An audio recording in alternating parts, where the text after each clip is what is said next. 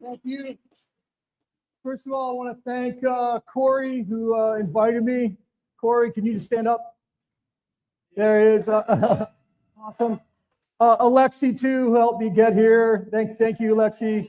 And also Ann and Kyoki, who actually traveled with me. But thanks for inviting me to come here because I love talking to you guys. You guys are an awesome group of humans.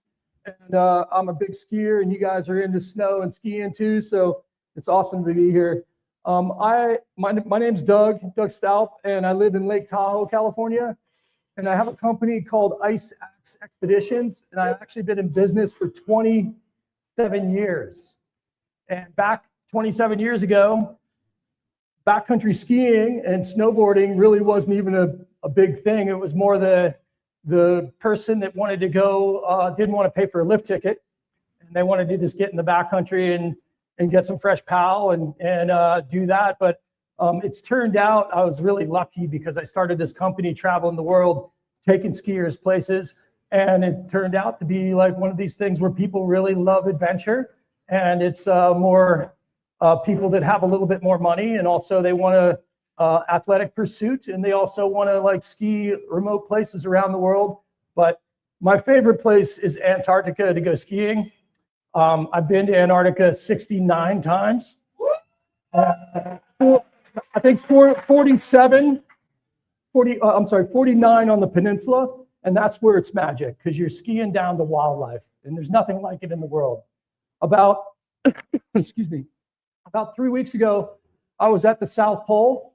I had a journey that had to cross what's called a last degree, and we ski for 7 to 10 days across the polar plateau and get to the South Pole. And just remarkable trip. It was my 20th time to do that. And, certainly my hands and my toes are still numb from it. So hopefully my fat finger that's numb won't pass through the slideshow too quickly. This is a great quote that I always loved. And, it's just an amazing quote that I really, I think I read it maybe 20 or 30 years ago. And it really sort of sums up what I love doing. And only those who risk going too far can possibly find out how far you can go. And I thought that was a great thing by T.S. Eliot.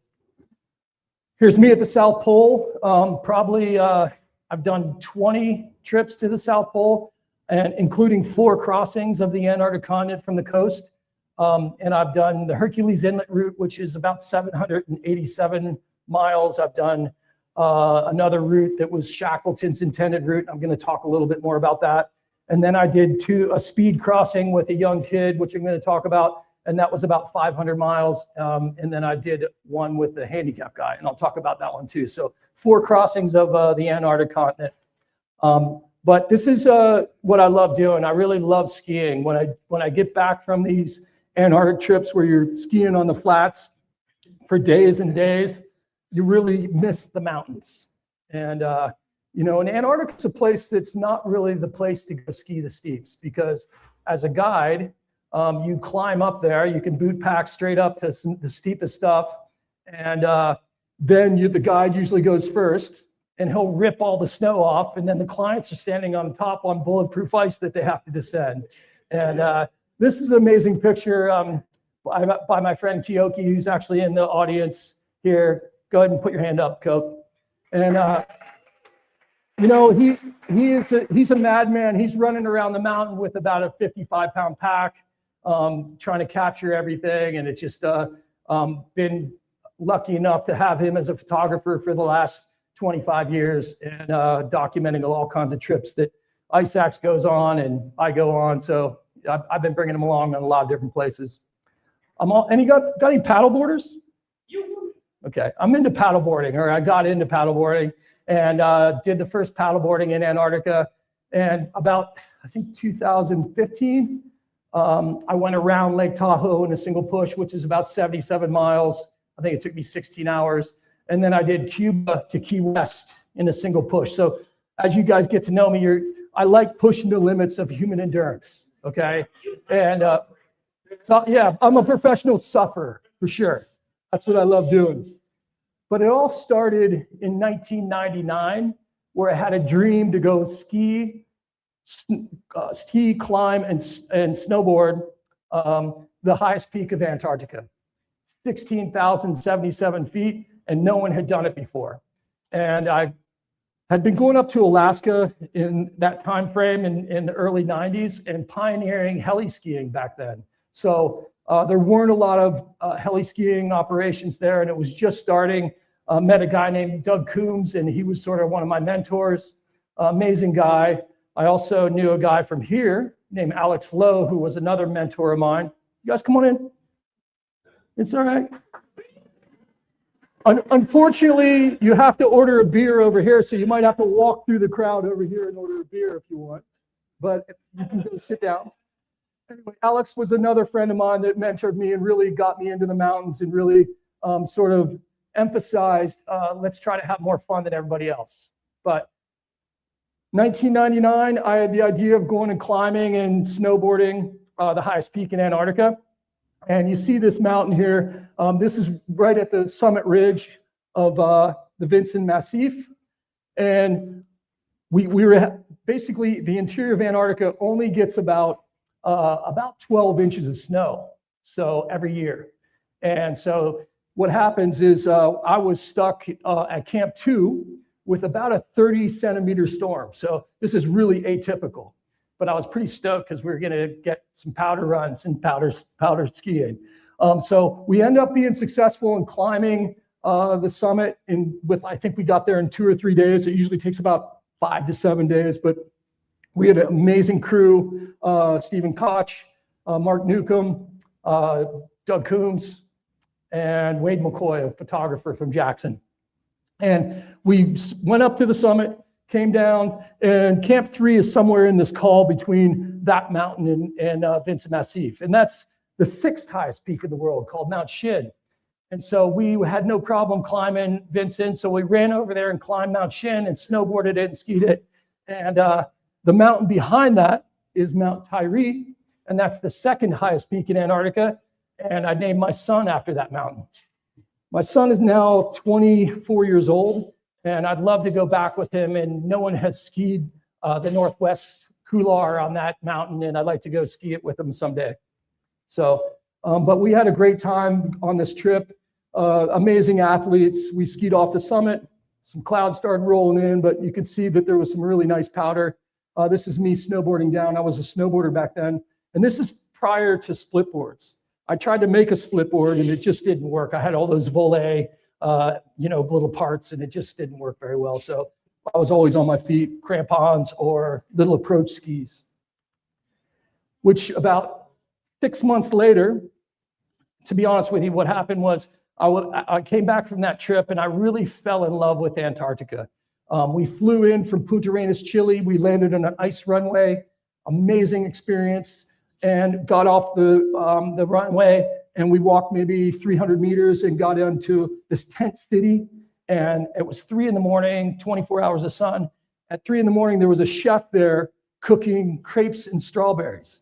And I was like, where the hell are we? And just had an amazing trip with a great group of friends and truly a remarkable experience. And I wanted to see more of Antarctica. So 2 months later, I chartered a Russian research vessel and went down to the Antarctic Peninsula and pioneered skiing down on the peninsula for 3 weeks.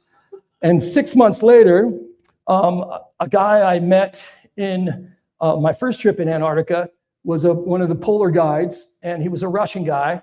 And he called me up and said, hey, do you want to do this trip where you can ski from Hercules Inlet, 787 miles, and cross Antarctica? And I was like, yes, I want to do that. So didn't really know too much how to do that. So I tried to call some people and try to ascertain as much information as I could to figure out how I was going to ski across Antarctica, because you start at sea level and you climb 9,000 feet up to the polar plateau. And then when you're up on the polar plateau, it sort of undulates a little bit and gets you all the way to the South Pole. But quite a journey. These things are all done sort of unsupported. So you have to plan all your food, all the things you need. You cut the toothbrush in half. You're cutting labels out of clothing. It's really a remarkable thing to try to put together and try to do, because it's all about planning and preparation. So I wanted to go do this trip, and but the guy that asked me to do it didn't really tell me too much about the clients. And so he then tells me that the one guy that I'm taking is going to be blind and his sight guide is deaf. So it's like the short bus pulled up and like dropped off 2 people and said, okay, you need to guide these guys across. And this is Miles Hilton Barber. He's the blind guy. And then his sight guide, John Cook, on the left, or on the right, I'm sorry. So we had an amazing time. I mean, we were a little bit slow. This was a fairly long trip. It was 62 days to cross. So basically you're wearing the same underwear. Every 7 days, you'd sort of turn your underwear inside out. And then it would get a little crusty, and then you turn it around again. So it was just one of those things where, you only took the exact things that you needed. You had to calculate the food, the amount of fuel that you needed just to do something like this. And I think we had 60 days of food, and then we had to go an extra, sort of ration for 2 days before we got to the pole.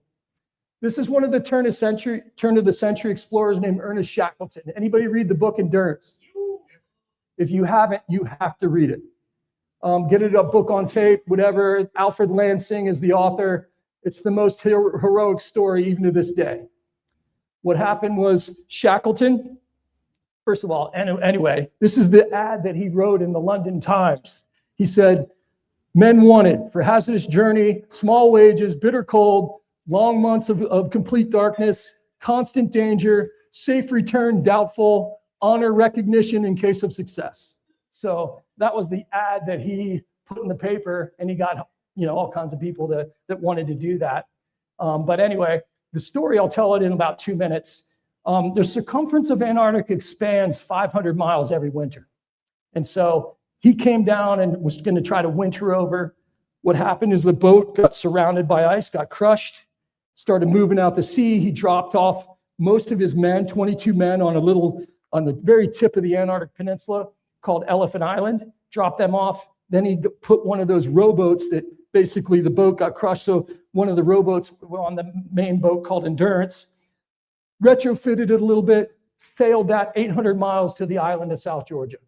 That was where they were at maybe 6 or 7 months earlier. They crossed the island, which was not easy. They didn't have any tents or food. So they crossed the island, get to a whaling station, and they weren't even recognizable. Then they sailed 1,700 miles back to Punta Arenas, Chile, and had to write a letter to the Queen of England. Took 6 months for that letter to get there, 6 months for the money to get back. He bought a ship to go down there, and the boat got crushed off of Cape Horn. So he went back to Chile, back to Punta Arenas, and begged the Chilean Coast Guard for a boat that really wasn't even suitable to go to the Antarctic, called the Yelcho. And he sailed that down and rescued every one of those men. They lived on penguin and seal for 22 months. Amazing story. So I'm telling you the story because I wanted to do the journey that he intended to do of 1914 through 1960. It was called the Imperial Trans-Antarctic Expedition. And so he was going to winter over and then cross the whole continent of Antarctica. And I wasn't going to go by boat. I was going to go by an Aleutian aircraft, and it landed on an ice runway. And then I took a ski-equipped aircraft to my drop-off point in the Filchner Ice Shelf and started the journey. And it was crazy because no one had ever done this journey before, and there was crevasses everywhere. And I'm talking everywhere for the first 9 days, because as I told you, you're starting at sea level and you're climbing 9,000 feet. And this is called the Recovery Glacier. I fell into 4 different crevasses up to my chest. And so we didn't rope up or anything. I would unrope from my sled. I would just ski ahead and probe, and try to find the right path for 100 meters or so, and then return and grab my sled and said, come on, to my client. I said, just follow my footsteps. Don't get out of the ski tracks. And this is a picture of us. And that's not mountains behind us. That's actually crevasses. You can, if you look closely, you can actually see the ski tracks coming around. And I think I put my camera on a timer on a tripod and then just ran and got in the, put my traces on and then got the picture. But just crossing a lot of crevasses. Here's one that I fell into up to my chest. A lot of them were over 500 feet deep. I just told my friend, I said, if I fall in one of these crevasses, don't even come and get me. You have the sat phone. just start working your way back and call and get picked up where we got dropped off. So because there was no way of rescue. I mean, all the crevasses were so deep. And we had a lot of whiteout conditions. And if you look closely, you can actually see that I have a flag on my pole. And that's how I navigate. I would navigate by pulling my compass out and like really paying attention on where the wind was coming from, because I don't want to make any unnecessary steps. And if the sun is out, it's amazing navigation, because I know at 2:22 in the afternoon, my shadow is right here and south is directly in front of me. At 4:15, I know that south, my shadow is right in front of me and south is right in front of me. So you're almost like a little sundial as your shadow comes around during the day. It's pretty crazy. And, you know, even you get the hang of it right away, and it's just sort of like that's how you navigate when the sun is out. But when it's not, it becomes a little bit more difficult. But I was actually more accurate in the low light conditions than I was in the sun, because I was so anal about it. I was like, I don't want to like mess up. So, and I would know that by just my GPS. And here's me just pulling out the compass, making sure I'm going the right direction. And I had a satellite phone, and that's like a little Palm Pilot back then. I think this was in 2007 and 2008. I started the journey in November and finished in January. So it was right around then. And I have tape on my nose, and that tape is there really for preventative maintenance. It's really because I'd be sweating and my goggles would freeze to my face. And then I'd try to pull my goggles off and it would rip skin all on my nose and my cheeks. So I just put tape there. And I have the Palm Pilot. I'm updating my probably my MySpace account back then, maybe Tinder or whatever. Anyway, it didn't work real well, but that's how I communicated with the outside world. And so I consider myself an adventurer, a polar adventurer, not a polar explorer, because those guys were the real deal. They didn't have technology. They had a plane. I had a plane come and pick me up. Those guys would have to get to the pole and actually find their way back. So it's really, I have a lot of respect for the turn of the century guys that were true explorers. And they're, you know, reindeer parkas and didn't have any of this stuff. They were really suffering. So amazing what they did. Even somebody that has tons of experience on the ice, I still made mistakes. And this one, what happened is I was 3 days away from the South Pole, and I ended up, let me just move over here because I think I'm getting a little back feed. You hearing it okay? Anyway, so I had taken my goggles off because I really couldn't, it got all frosted and I couldn't navigate. So I put them on my forehead.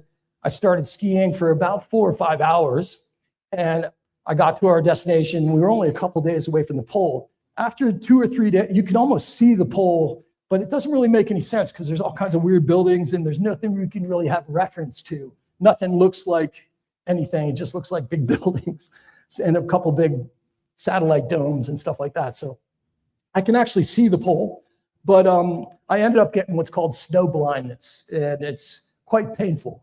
Every time that you sort of blink or shut your eyes, it's like sandpaper running across your retina. And it took about 7 or 8 days for me to heal from that, you know, and I wore goggles all the time. And to add insult to injury, about 2 days before this injury, I was chewing on a piece of chocolate and I broke one of my molars in half. So I had to pull that out with my Leatherman. So, and it was actually in two, so actually 2 pulls. It was like one was so, and by that time we were out of drugs and we were out of liquor. So I had nothing. And so it was like a dry, you know, surgery, and quite painful at the time. So I think that was the most pain I've ever been in, is really pulling my molar out twice. Well, because it was, and I could actually hear my jawbone break when I was pulling it out. Anyway, I get to the pole and I had some gauze where my tooth was. You know, it took 47 days, 737 miles to get to the geographic South Pole. And there's a scepter there, which I have my hand on. And you can see that's the new base. That's the scientific base that the National Science Foundation has put up. And we can't go in. even though I'm the first American to ski to the South Pole, I'm still not allowed to go in. So I have to stay in a tent, and I walked around a little bit, and they would have a guy, like, not in suit, he had his big down jacket, but he was one of the executives at the pole, and he would follow me around. He says, "You need to go back to your tent." I was like, "Are you kidding me?" I said, "I just skied across Antarctica. I don't have to go anywhere. You don't, just because you decide to put the base at the pole, you're telling me I have to go back to my tent." I'm like, "No." Anyway, it was sort of silly, but that costs $443 million of our taxpayer money to build that base. And they are doing some really cool science there. And if I had more time, I could tell you some of the science work that they're doing. But you guys might have heard of the South Beach diet. This is the South Pole diet. Before I left, I weighed about 217 pounds. I was eating whole chicken carcasses, and I would eat like Ben & Jerry's, like 3 or 4 things. And I'm just trying to gain weight, but also I was trying to train. So I was trying to like not only gain weight, but also be ready too and be fit. And so 217 pounds. And then when I got there, the trip took 47 days to get there, 737 miles. I weighed 174 pounds. So I lost about a pound a day. And I had one less tooth. I had to shave my head. My eyes were killing me because it was like snow blindness. So it was sort of crazy to be able to get there. And you never take your shirt off, so you don't really know what you look like, And I like took my shirt off. I was like, "Who is that guy?" I mean, really crazy how that happens. But in this last trip, I lost about 10 pounds, and even after you get there, you still sort of almost don't want it to end. You're such a civilized way of life every day of just trying to get your miles in, and you just end up like I would eat like 3 meals, even if I didn't even pull a sled all day, because we're pulling sleds for probably about 12 to 14 hours a day.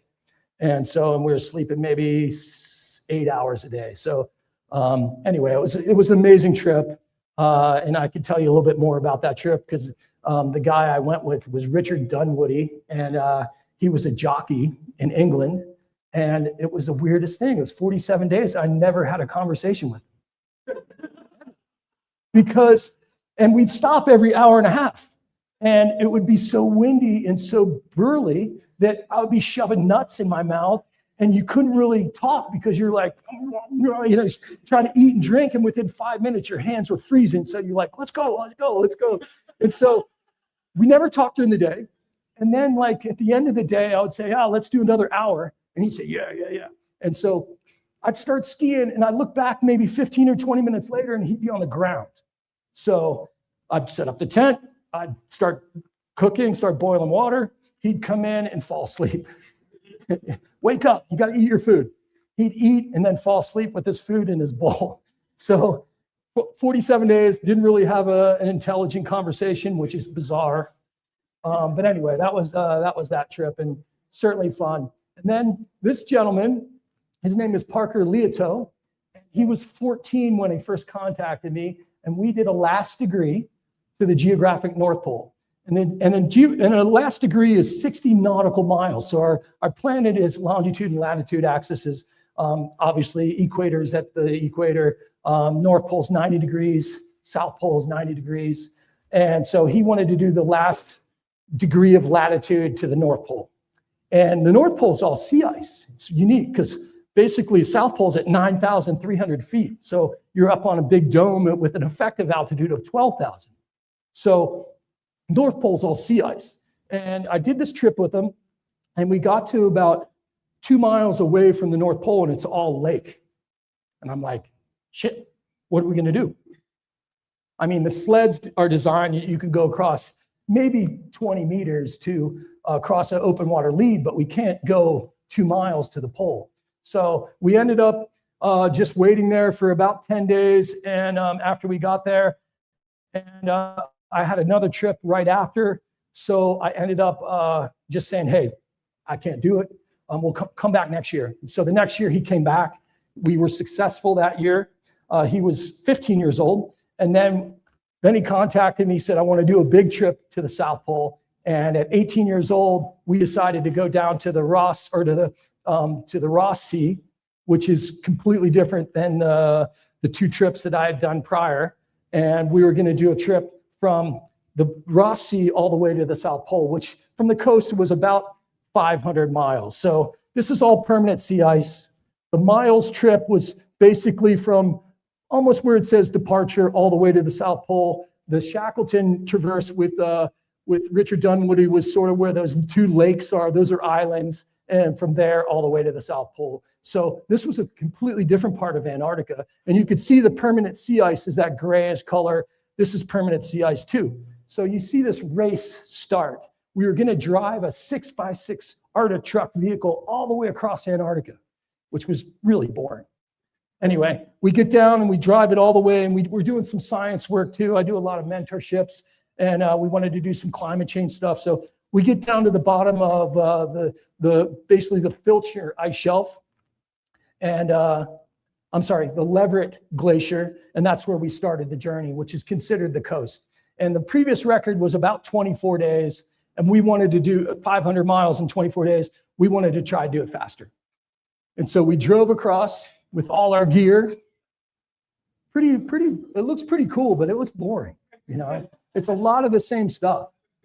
And we did every degree. We were doing these core samples, which were really cool. We were doing isotope readings. We were collecting ice and snow, and had to put on plastic like hazmat suits and stuff like that. It was sort of cool.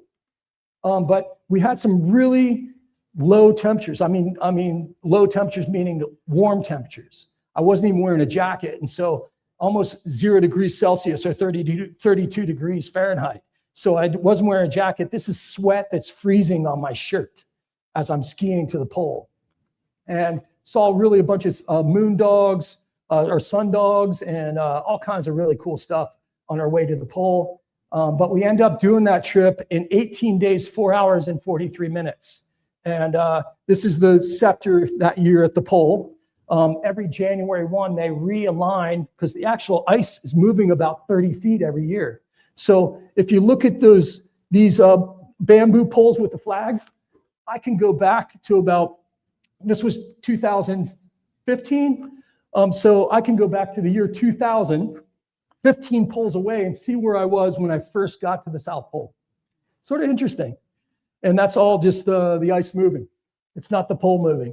And so there's a flag there. There's a sign there as well. And Parker and I get there, and it was a really amazing trip with him to be able to do that. And really a good kid. 2 years later, this is a trip that Keoki was on. And actually, this is probably a Keoki photo. A friend of mine, Grant Corrigan, was in the Sonora Mountains of California and was snowmobiling and tried to do a big gap jump, which means you're taking off in the snowmobile and then you land on the transition on the other side, but he overshot it. And so he's like 150 feet in the air and lands flat, broke his back. The doctor said he would never walk again. And he was married about 2 months before this trip, before that snowmobile accident. And he said, hey, and he's trying to recover, trying to get 120% recovery from this thing. So he's working out 9 hours a day. But we had to design a sit ski for him to be able to push that last degree, okay, across the ice to the geographic South Pole. Truly amazing trip. People ask me, what are your proudest moments? It's really the trips that are really, Parker, Grant pushing himself. It was Miles, who's blind, trying to cross the polar plateau to try to get to the South Pole. Those are the ones that really stick out in my mind because this is amazing. These people are doing these amazing feats, and it's more about raising money for charity and trying to bring awareness for the causes that they have. But this was, we had a lot of whiteout conditions. This is me just pull up front, and you can see Grant just puffing. It was just unbelievable to watch. And we had a film crew with us, okay? So we were making this film. My friend Tom was filming, and Keoki was shooting photographs. I got the snot sickle hanging down there and just sort of like, oh my God, when's this trip gonna get over? But we did, Grant ended up the last 100 meters. He wanted to actually get out of the sit ski and actually ski, and we would help him. As you're walking through those 12 Antarctic Treaty flags, and those are the original Antarctic Treaty countries, those flags. And we get to the ceremonial pole that's just pretty much right next to the the geographic pole. And the geographic pole is where all the meridians meet. I can be in every time zone like this, just walking around. It's crazy. The South Pole base is actually working on New Zealand time. So they're working on where they came from, which was Christchurch, New Zealand. I was on Chilean time because that's where I came. Punta Arenas, Chile was my originating place where I disembarked from. So I was on Chilean time. We get to as we're walking through these flags, I'm looking at Grant. He's got goggles on and he's crying and he goes, I really wish my wife was here to see this moment. I haven't been away from my wife for more than 2 days ever before this trip, before we got married. And he's just like, I really wish my wife was there. And we secretly flew her in. So we made a movie about it. It's called The Push. You don't need to see it anymore because you know the ending. So that's Grant and Shauna, and truly amazing feat for them to do. About 2 years later, another guy called me up from Sweden, and his name was Aaron Anderson, and he goes, I want to go from the coast to the pole. And so this was pretty ballsy because he had a different type of sit ski, and we had to actually climb 9,000 feet and go 500 miles. So it took us 12 days to film that trip with Grant to go 60 nautical miles. This was 500 miles. So, and we ended up doing it in 24 days. So, and climbing 9,000 feet. So we got to the pole and we raised 2.2 million euros for childhood cancer. And so that was, I just get tickled every time I think about it, and to sit there and watch him push up the hill. I got my legs, my sled might've weighed 400 pounds or something, but who cares? I mean, that guy was like a hero to me. So anyway, love doing trips like that. I love sinking my teeth into really cool projects like that. In 2002 or 2004, I had the top 30 inventions of Time magazine, and it was a fat tire bike. So I invented the fat tire bike. I get no money or royalties from this, and now it's a huge thing. But I had a lawnmower tractor tire, and I used a wide fork, and I wanted to go to Antarctica. I'd done miles, I'd done some of these other trips, and I wanted to see how fast I could cruise across Antarctica and some of the terrain. And so I'm in a wind tunnel in San Diego doing some shoots for Time magazine. And it was pretty cool to be able to do this thing and then put that expedition together. And this is one I did solo. I really like doing stuff solo because I only have to think about myself. I don't have to worry about somebody else. I know what I'm capable of. I know how I can push it. So I love doing stuff solo. And I ended up taking the bike and carrying a shitload of weight, like tons of stuff and cameras and all stuff. But I ended up getting stuck in a 5-day storm. And it was like, I had to get out of the tent every couple hours just to dig myself out so I didn't get buried alive. And then after 5 days, the wind dissipated, and I ended up doing about 300 miles around this heritage range and making a little movie about it. But it was cool. It was awesome to be able to go and do this trip. And ended up, now I run fat tire bike trips. So if you want to go on a fat tire bike, we do about 120 miles from there to the South Pole. You don't have to pull a sled. You basically get in the snowcat carries all our camping gear.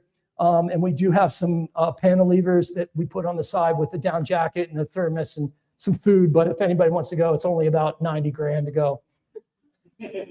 But now I run these trips down here, and I'm the only one in the world taking skiers to Antarctica. Okay, skiers and snowboarders. And this is a ship that holds about 170 people.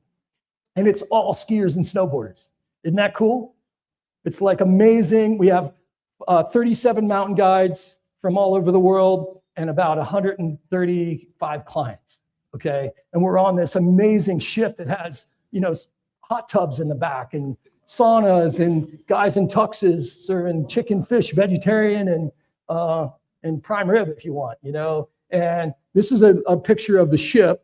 And we're cruising through the Lemaire Channel, which is like Kodak Alley. It's just really beautiful with these spires coming out on either side, really narrow, really cool place. And there's all the guides.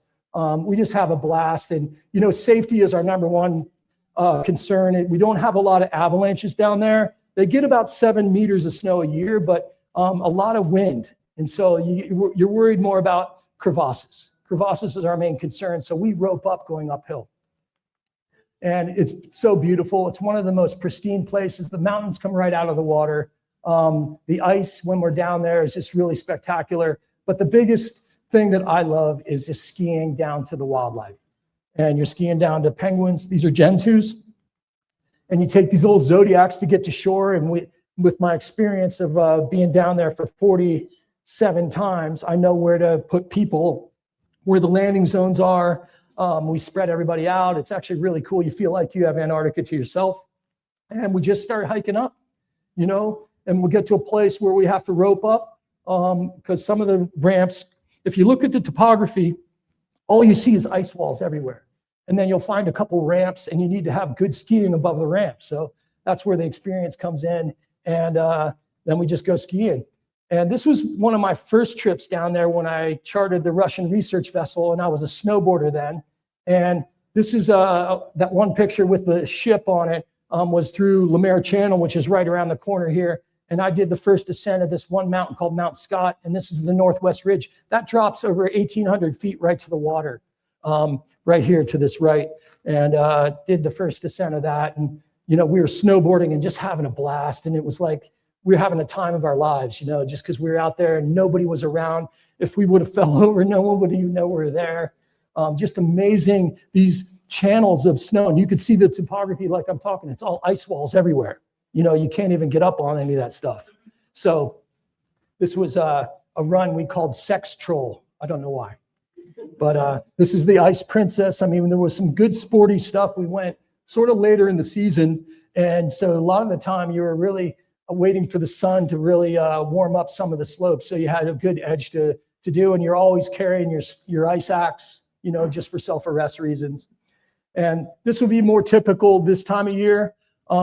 That's a mountain in the background called Mount Francais. It's over 9,000 feet.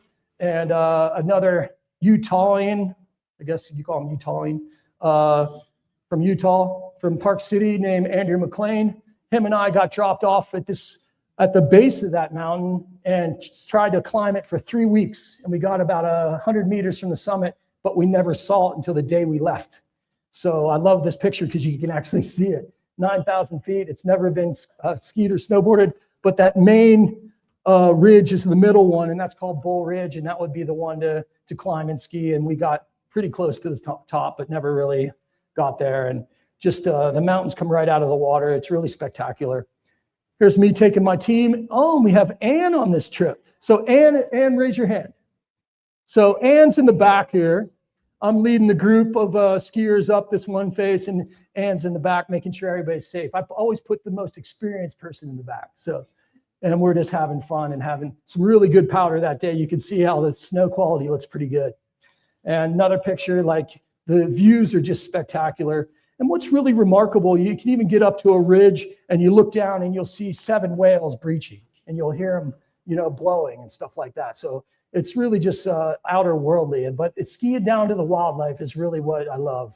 And there's nothing like it. And I can guarantee skiing down to the wildlife. And if you look closely, there's my group of 4 there on the face. So there's all kinds of great terrain that we go and ski. But this is what you really look for, is that lower angle terrain. That's where the good powder is, you know. So just being able to ski down and find these really good ramps. This is a little bit steeper. This is pretty close to the water and with the ship in the background. This is a guy named Chris Davenport skiing some steeper couloirs. This is the same couloir just further down. But what I love about this place is look at the rocks. You have these weird towers of like spines of rock that are just like nowhere else in the world. It's just really cool. This is a guy named Seth Westcott. He was a snowboarder that won some Olympic medals, and he came on the trip, and looks like if he missed a turn, he's in the water kind of thing. So here's me. That's what we mostly are skiing. We're looking for lower angle slopes that really go down and have some really good powder runs. We were doing some speed flying. Just beautiful, quick way to get down. And just beautiful sunsets. We had 16-hour days. Really amazing to be able to be down there this time of year. And we even found really cool things like this was a crevasse that had been closed in 30-foot walls, and you could walk 150 feet all the way through it. And so you could see our tracks here, but we went back the next year and it got closed up. So I'm always looking for really cool things down there, and it's really just truly exploration. And I had a nonprofit called the Ice Axe Foundation, and we would do live feeds to classrooms in the States. And so I had a BGAN satellite communicator. I've actually done the first live broadcast on Facebook. I've done the first Snapchat live story from Antarctica with the Swedish guy, Aaron Anderson. But I can set up a BGAN and we could do a live feed to 1,000 kids in a classroom. And of course, this Adelie penguin jumps on the camera, and like the kids are screaming and yelling, and just a really cool experience. And we can interact, and they can ask us questions live. And unfortunately, COVID put a little bit of damper on that. We're unable to really, I had to let everybody go, and it just took a lot of money and effort to bring back the foundation. But I would love to do it someday, because it's a really cool program, and there's curriculum, and kids were learning all kinds of cool stuff. And we would do stuff even up in Alaska. We were doing Arctic Wildlife Refuge, where we'd stay for 3 weeks in an Inuit village, and we would then come back and go see our House of Representative in Washington, D.C. and say, we want to save this place. So really cool. And the chin straps, most of the penguins down there will give birth to 2 eggs, but they only usually incubate 1. So I thought this was an interesting picture. I think it's probably the male or female goes and collects krill.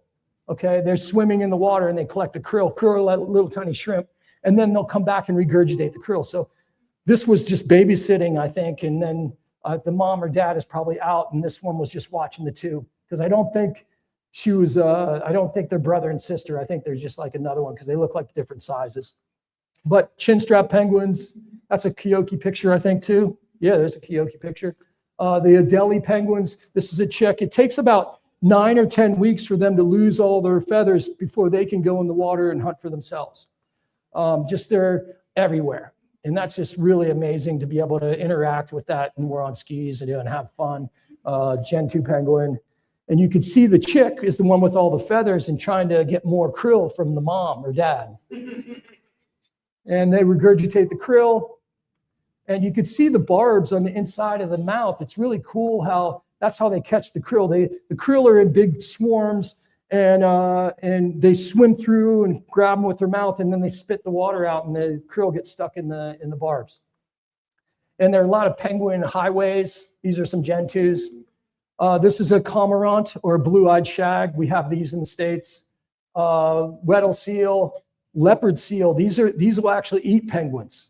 And just 2 seasons ago, I was standing on shore, and all the penguins were jumping in, and all of a sudden the leopard seal comes up and grabs one and shook it so vigorously that the whole carcass of the penguin ripped off, and I got like penguin juice on my pants. It was like, I was just like, oh my God, that was just like nature going on right in front of me, and it was like really gross, but it was also like, wow. But you could see these leopard seals, they got all kinds of like divots in them, and they're like, they've been fighting penguins, like trying to save their lives. Another leopard seal, there's one right next to, like really inquisitive, right next to the Zodiac. I think that was with my my GoPro. Another one under the water. And then they got the elephant seals. I'm not really too keen on their dating habits. They have about 30 girlfriends, and what they'll do is another male will actually come ashore and they'll fight. And then whoever wins the fight, they go off to sea, and the new winner, the new bull, will retain the harem. So pretty interesting. You see this guy's a little bit beat up from a couple battles, but they sleep a lot, and they have to like service all those ladies too. But anyway, these are humpback whales. Tons of whale life when we're out there in the Zodiacs. A lot of killer whales. There's 3 different types of killer whales, and I watched this group of whales actually work together, and there was basically a seal on one of the icebergs, and they worked together and they would try to get it off, and then one would jump up on the iceberg and pushed it down, and then it slid, and another one grabbed it in its mouth, and it was gone. And then this guy kept coming to the Zodiac, wanted to see what I was up to. And here's a picture of Kyoki. We have these parties on the thing called the White Party. And it is the best party, but so you can see Kyoki there and his mom. And we're just having a good time. It's the best party in Antarctica. And also some amazing 5-hour sunsets, which are just spectacular. And then I also do some of these bigger yachts, work with a company called EOS, and we ski off these yachts. These yachts are this one is actually Paul Allen's old yacht called Octopus. And we have 2 helicopters on the back, and there's probably only 12 passengers and a staff of 70. It's a little bit exorbitant. And we're skiing. A lot of the days we're just doing ski touring because you can't fly, but these are some chin straps that are pretty high up off the coast. I mean, off the shore. I mean, I think took us 15 minutes to get up there, and these penguins are setting up nests up there. And here's the picture of Octopus as well. I think it's over 400 feet long. Some of the icebergs that we're seeing, just beautiful art, amazing. Here's another ship I was on called La Dacia. This one's sort of crazy. The helicopters live in a hangar below. And so if you see that lid, that's the heli deck. And so these are all on hydraulics, and they come up, and then the heli deck shuts. And these little tiny, it's sort of crazy how these helicopters are on these little things. There's a little joystick, and they can just move them around. It's sort of wild. And this is below in the hangar. Crazy. And this is the one that moves around on that little thing. They put them in position. And this is the ski room, pretty nice ski room. Here's us flying in. And in 2005, I had done the South Pole with Miles, and I really wanted to do the North Pole. I had done 2 last degrees, one in 2003 and one in 2004. But I really wanted to do a trip from the coast to the South Pole, but I didn't want to just go and beat my chest. I wanted to do something. So I went to the scientists. I said, the climate change scientists that I was interacting with, and I said, how can I help you? What can I do? I told you a little bit how I prepare for basically one of the South Pole trips. You only carry the exact things that you need. So the scientists handed me these 50-pound boxes and said, we need you to take 10 of these. And I'm the same guy that cut my toothbrush in half. So it was like, oh my God, I can't take any of these. So I looked at what the components were inside these 50-pound boxes, and they really just made them super burly because they were throwing them out of aircraft. And we were going to a place where no one has ever been to before. And so I said, I can build one of these. And so I made them about 6 pounds. And it was like a carbon fiber tubing. It had temperature, barometric pressure, and location was the key thing that they needed to know. They wanted to know where the ice was moving because it's constantly in flux and moving around. So that was the key information that we needed. And so we called it Pole Track. It was an international expedition with 2 friends of mine. You got Petter Nyquist on the left. Mark, he's from Norway. Mark Corneliusen is in the middle. He's from Holland. And then I'm on the right. And so we put this expedition together. I was sort of the brainchild within this expedition to try to put it together and ask these 2 guys. I met Mark on my South Pole trip with Miles. He was down there doing a separate expedition. And I met Petter on the North Pole when he was doing another one, doing 5 degrees. And I was doing a last degree in 2003 or 2004. And I said, hey, you want to do a trip with me? So I got these guys together. They were really seasoned and they knew what they were getting into. And so we got this together and we ended up doing this trip. And it was really cool. I was really nervous going into this trip because I had some satellite footage that the coast from Siberia to the North Pole had no ice. It was basically a 10-day-old satellite picture that had no ice there. It was all water. And I was like, oh shit, because I'm just going to go on this trip and I'm going to step on really thin ice. And it's not like if you fell through, it's not like you could swim to the shore, an edge, an ice edge and climb up on it. It's basically all soft everywhere. So I was a little bit nervous about the trip, but it ended up being okay. It was like really thin ice for the first 2 days. And I'll tell one quick polar bear story. But the first day, we left March 1, and they have these things up there called polar bears. And so they're coming out of hibernation right in February, like right about now, maybe another week or so, they're coming out. And right now up on the North Pole, it's probably only about 3 or 4 hours of light. So we have headlamps on. It's just brutal cold. I mean, I'm talking -50, trying to pull sleds across, this. And then every day we were getting 40 more minutes of light. So by March 22nd, we had 24/7 of light. And right here on this, where we are, and the ice is constantly moving. It was probably about 4 feet of ice here, but on that first 2 days, it was really, really thin. I didn't even want to take a pee because I was afraid I'd melt the ice and I'd fall through, literally.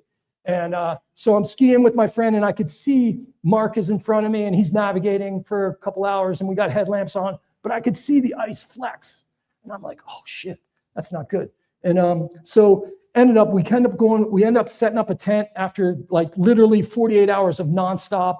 And I go and I'm cooking, trying to boil ice and snow to make water. And we couldn't drink the water because it had too much salt content. It was too new.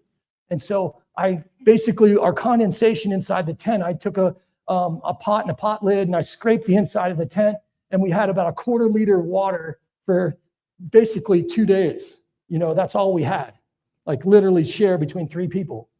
And so we end up pulling sleds for another half a day, and we pitch a camp, and Mark's out doing his morning business, and I'm like cooking, I'm boiling ice and snow because we were so dehydrated and so really wanting to eat too.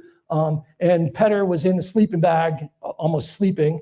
And I hear Mark outside the tent. He goes, grab the gun, he's gonna kill me. I unzip the tent, and from me to the camera, there's a 12-foot tall polar bear standing on its hind legs. And Mark has a shovel in his hand, trying to keep the polar bear at bay with his pants down by his ankles. And so he's screaming, grab the gun. And so I'm not the gun guy. So I grab the gun, I load the gun. Petter is in the sleeping bag. He jumps out of the sleeping bag. He didn't have any glove liners on because he was trying to sleep. And he grabbed the barrel of the gun and ripped about 10 layers of skin off his hand at -50. So he's screaming, Mark's screaming. I'm going, oh my God. Anyway, we shoot the gun in the air and the bear ran away. And that was like our first polar bear encounter. And I had 37 polar bear encounters on that trip. Not good. And so this is what the ice looks like. It's always moving, always in flux. These are all pressure ridges here. You might ski across here and then, I can't get across, or we'll just swim across. Some of this. That's probably a half a mile. So it's huge. This is from an airplane. We didn't have drones. And so this would be an open water lead that I would consider crossing. And I would just put a dry suit on, and I'd backstroke. I'd put a big down jacket, and I'd have a rope tied to my waist, and I'd pull the sled across. We could put 2 sleds together and put skis across and make a pontoon and use the shovel and paddle across too. So that was another thing that we could do. This would be ice that had been frozen, open water, 7 or 8 hours ago, and I'd be able to test it, and I would know from the color of the ice whether it would support my weight or not. Just the opaqueness, I could tell. I also did this pole test, and I would hit the ice with my pole. If it went through the first time, no way I would try it. If it went through the second time, I might go. If it went through the third time, I was like, it's good. Anyway, and this is really cool. The ice wasn't completely frozen. It was still moving. So it made these little cool ripples in it. It's really wild. I mean, it's truly a beautiful place. And you have this alpenglow because the sun's never really that high on the horizon. And so it's a really colorful place. It's not white everywhere, And this is one of the beacons that I designed. And all the components were down here, and it was 3 meters in the air. So it was actually much more accurate than the ones that were throwing out of the plane that were 50 pounds. But this is at the North Pole. And there's me on the left. And look at our jackets. These are like 8,000 meter down jackets that are completely soggy and wet from just all the humidity. And that's Mark in the middle and Petter on the right. But the jackets don't even really keep you warm anymore. And we did all kinds of, there you see a little bit better. We were doing snow depth measurements, and we were skiing 14 hours a day. And the last thing you want to do is stand around doing measurements. You wanted to just get in the tent, eat, and go to bed. Okay. And we spent an hour doing really accurate measurements with snow depth measurements and ice depth measurements. And it was really important for us to bring back the data that we needed to do. And we got a standing ovation in Oslo, Norway at this climate change scientific convention for all the data that we brought back. So other things that I'm proud of. This is another trip I was on, and this is the disturbed ice in the Baffin Straits. And that's Canada there. And it took me 2 weeks to get here, and I used 2 different sleds. So you could see what kind of, it's not easy. You're like crossing open water leads. Here's us just crossing one of the normal leads with one of the sleds that we had. Or we jump, or like little lily pads, we would hop from one to the other. This is me swimming, and you could see the rope. And here's me backstroking.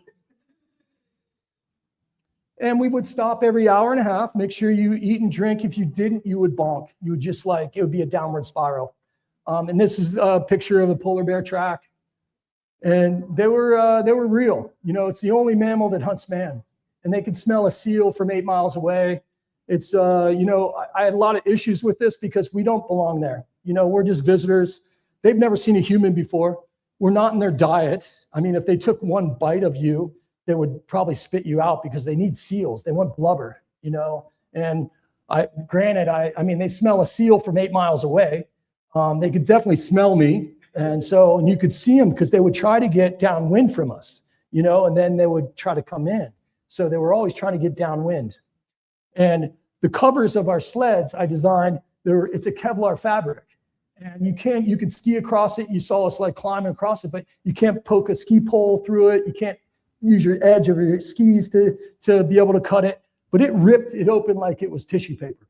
And it was eating my food. That was like, I think, encounter number 3. I was in the tent. Anytime the wind would blow the tent, I would like sit up and, you know, Mark and Petter were like snoring. And I would just be freaking out because I was afraid there was a polar bear. And then this time there was. And I unzipped the tent and probably closer, more like me to the camera here. And I had a flare gun and I'm like shaking my hand. I'm like, ah. And I shot him and hit him square between the eyes. And he ran away. And this is in Svalbard. This is a mom and her 2 cubs on a different trip. And these cubs are probably about 2 months old. And actually the women are smarter for sure. They'll like dig a cave for about 2.5 months, and they'll give birth to 2 to 3 cubs every 2 or 3 years. The males just do a walking slumber. They'll like lower their metabolism and sleepwalk for 2 months. And when they come out, everybody's really hungry. So they have to eat a seal like every 3 weeks. And here's the same ones, super cute. Yeah, they're really cute, but they're not going to be cute now. And this is what they eat. This is the bearded seal, and you could see the claws on them. And they have to breathe every 22 minutes, so they have to make these air holes. And that's one of the air holes. And then this is Borneo Ice Station. So I've done 17 last degree trips to the North Pole, and this is a base that's really interesting. And if I had more time, I could go into it more. But they take one of those Aleutian aircrafts with the bubble that you saw. We landed on the ice runway. They fly from Murmansk. They drop fuel on a pallet halfway, and once they get near the North Pole, they drop 2 tractors, only because a few years back they dropped one and the parachute didn't open up and it went straight through, so they had to go back to Murmansk, get another tractor. And so they do 2 tractors, and they drop a bunch of tent stuff. You know, it's like they build a tent city is what they do, and it's right near the North Pole. Then they make a runway, an ice runway, and they have to find old 4 feet consolidated old ice, and they make a runway, and we leave from Svalbard and we fly there in an Antonov aircraft to get there. And it's really pretty interesting how they do it. And it's only about 27 days they have this camp in April. So that's Borneo Ice Station. You can't see the runway, but they're starting to move a bunch of stuff around with the tractor. And this was a cool picture. A couple minutes earlier, I wish I would have seen it because they had one of the tractor operators had a life vest on in case the ice broke. It was really cool. But this thing's probably 100 years old. I mean, they have a tent, they have like a blanket over the engine. They just start it up and keep putting fuel in it. And that's how they make the runway. And this is one of my last degree trips. And it takes a lot of teamwork with this too, you know, to be able to cross these things. And you could see some of the pressure ridges. It's not easy. It's definitely a lot of hard work going up over these pressure ridges and making sure the sled doesn't come down and takes your ankle out. And it's a lot of teamwork to be able to go up over and do this. Here's me climbing up over after I pulled this one sled over. And this would be a typical camp. And I like to have them out in the open, not around pressure ridges, so you can see the horizon and make sure there's no bears around. And I was even dabbling with trying to design a lot of sea ice. There's not a lot of sea ice up there anymore. So, use a kayak to go across. This last year, I haven't been able to go in 4 and 5 years because the Russians claim that they own the North Pole, and because the COVID and the war, we haven't been able to do any North Pole trips. So I wanted to bring a pack raft and actually drag that and try to use that with a shovel to be able to cross some of these open water leads. And when I first started doing this, the GPSs were about this big and they didn't even register 90 degrees north. And so now they reached north and you can see that it says 90 degrees. And this is one of my clients, and we just got a picture because it's constantly moving. You're like, oh, we're at the North Pole, it's going this way. So it doesn't stay, like the ice is always in flux. And one of my teams, and I do some skiing up there where we leave from in Svalbard. And this is Spitsbergen. And this place I call Valhalla. It's called the Atomfjella Mountains. And there's thousands of couloirs that are 1,000 meters, 3,000 feet.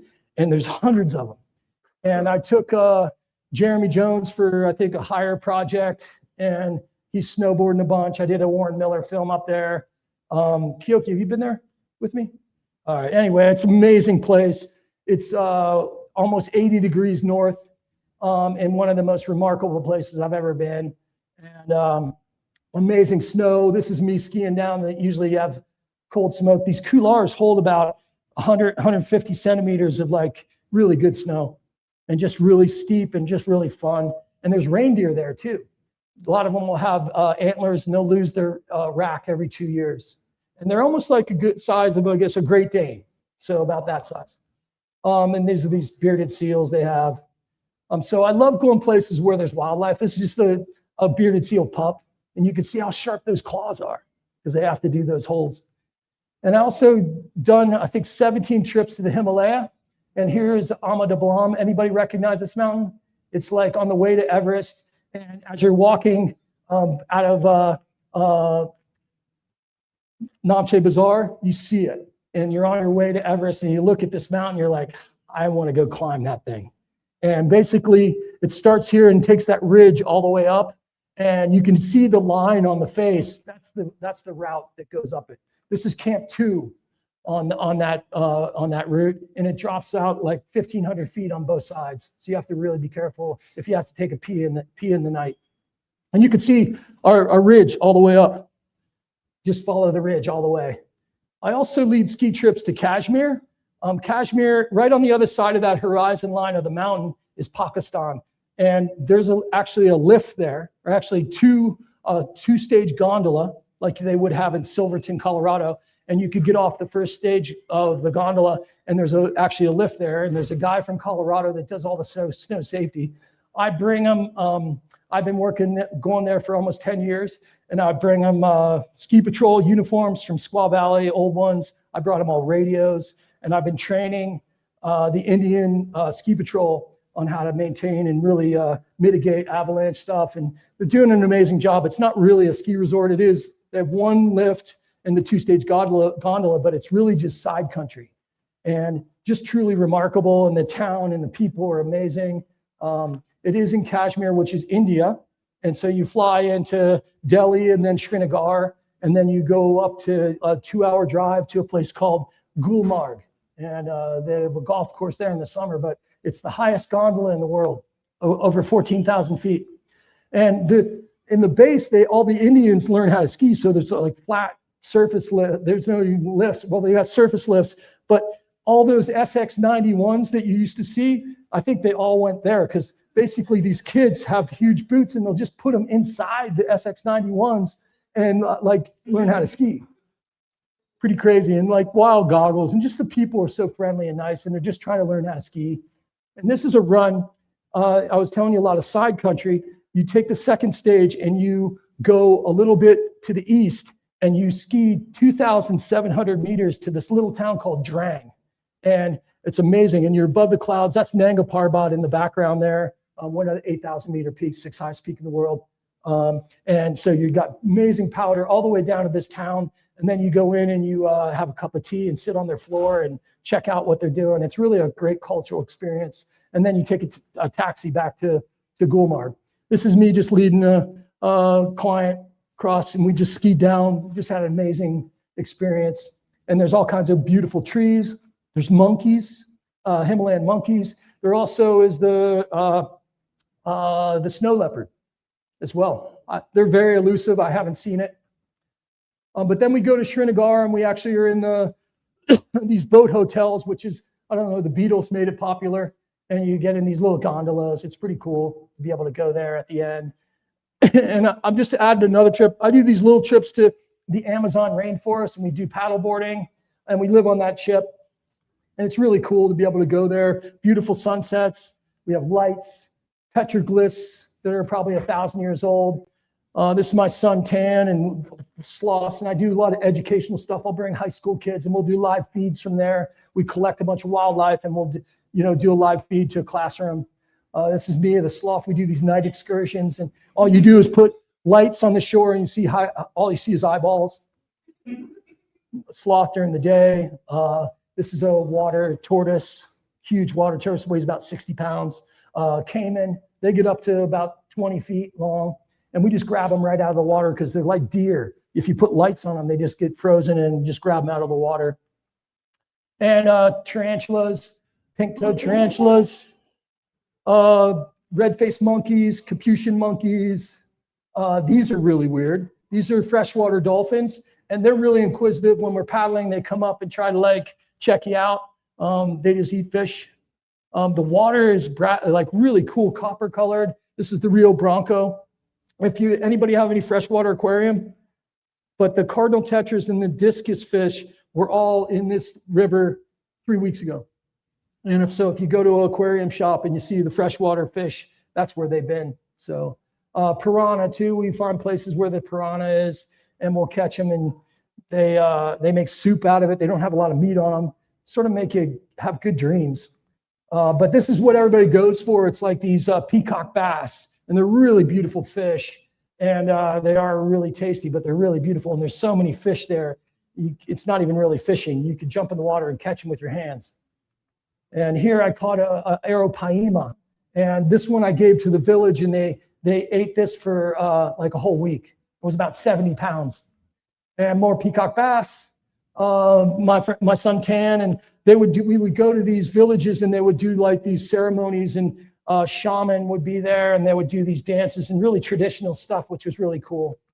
And this is me and the shaman. And I've known him for over 20 years, and I got pictures of his kids and everything. And we would we played all these women in a soccer game, and they would kick our butts. But some of the villages are more Westerner. They were traditional, and we would go there. And actually, Kyoki's been on one of these trips with me as well. And I just want to thank you guys very much for having me. Hope you guys learned a little bit. And Ice Axe is the name of the company. You can look me up on social media. I'm Iceman Doug. I'm here to answer any questions that you might have, if there's any questions. But thank you guys so much. Thank Corey for really inviting me, and Brandon. And all you guys, I really appreciate it. Well, Doug, I think we probably got more questions than answers out of this presentation. That was absolutely incredible. Thank you for your knowledge, your breath of adventure, your spirit of fresh air around here. Absolutely incredible. Thank you so much. Yeah, pleasure.